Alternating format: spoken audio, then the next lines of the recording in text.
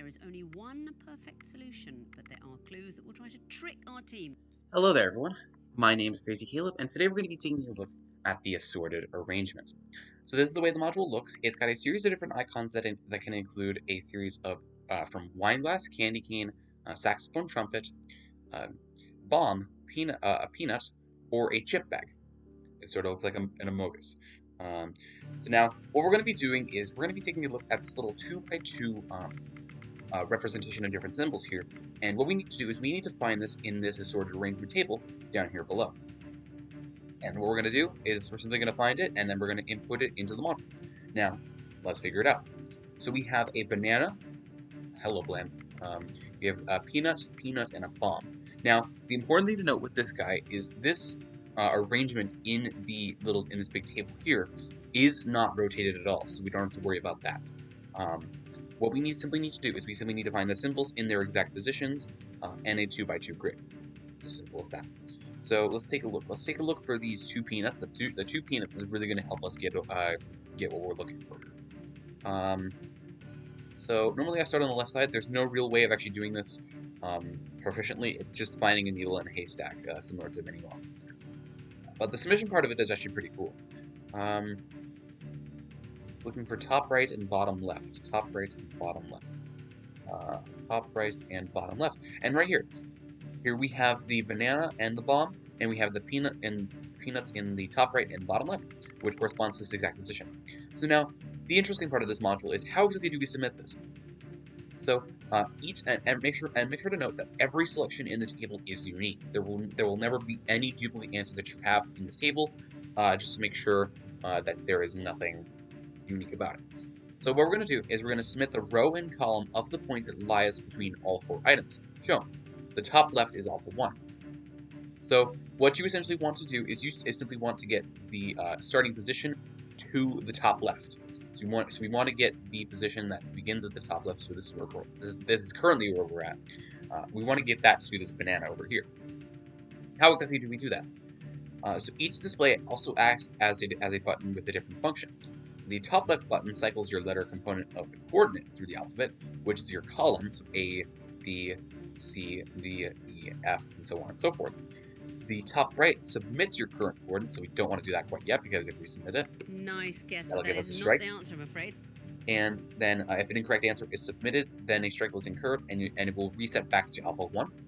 The bottom left is resetting your coordinate if you happen to get lost somehow. And if you're not sure if you pressed the correct amount, you can of course reset your coordinate with the bottom left. And the bottom right increases the number component. Now the number component corresponds to the rows. So normally what I tend to do first is I tend to do the columns first. Let me make sure I mark this guy again. They're all accidentally. Right here. So normally what I tend to do is I tend to do the columns first, and then I tend to do the rows first. It just makes sense. Either way, it's still going to be the same answer. You just need to figure out where you're at. So we're going to be starting at alpha 1, and I'm just going to mark the top left for this coordinate here. And we need to move over to this column right over here with this peanut. So we can move A, B, C, D, E, F, G, H, I, J, K, L, M, N, O, P, and then over to Q. So we're moving over to Quebec, so let's move over to A, B, C, D, E, F, G, H, I, J, K, L, M, N, O, P, Q, and just like that, we're at the Quebec column. Now for the rows, so we're currently at right here. So we're currently at this peanut right now, and it's going to be corresponding to this little 2x2 grid. That's what it means by there. The next up, we're going to move down a series of rows. So we're going to move down starting from 1, 2, 3, 4, 5, 6, 7, 8, 9, 10, 11, 12, 13, down to 14. So we're going to move down to row 14. So we're starting at row 1, so we're going to do 2, 3, 4, 5, 6, 7, 8, 9, 10, 11, 12, 13, 14. And now, since we've moved down a series of rows and moved right a series of columns, what this means is that our current selector is at the banana right now, which corresponds to the 2x2 grid right over here. So now we're going to hit the submit button, which is top right as we remember, and just like that is a solved module. So let's take a look at one final example. This module is pretty straightforward on what it wants you to do. It's just finding the actual little pattern here is very tricky. Now remember, there's no rotations present, so that's very nice for this module. Um, it does make this module a little bit easier on sort of the identifying, like the position, sort of grid matching modules. So let's take a look around here. So we have the potato chip bag, or the amogus. We've got wine glass, we've got trumpet, and we've got wine glass.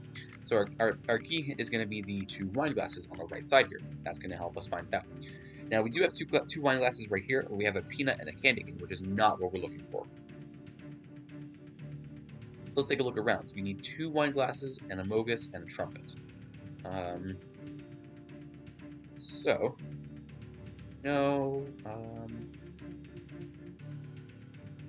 Oh, and just like right here, we have our potato chips at the top left, we have our trumpet at the bottom left, and we have our two wine glasses on the right side.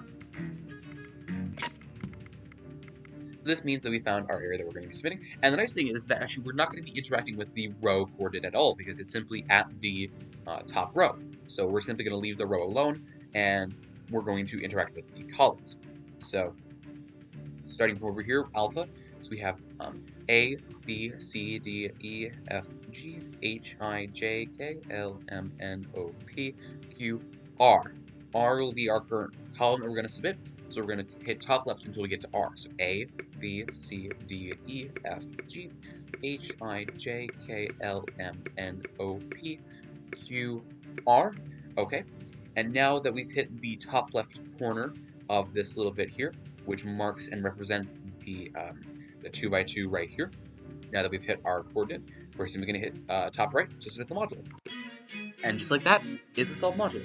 As always, thank you guys for watching. Remember to stay crazy, stay cool, and I'll see you guys in the next one. Bye-bye.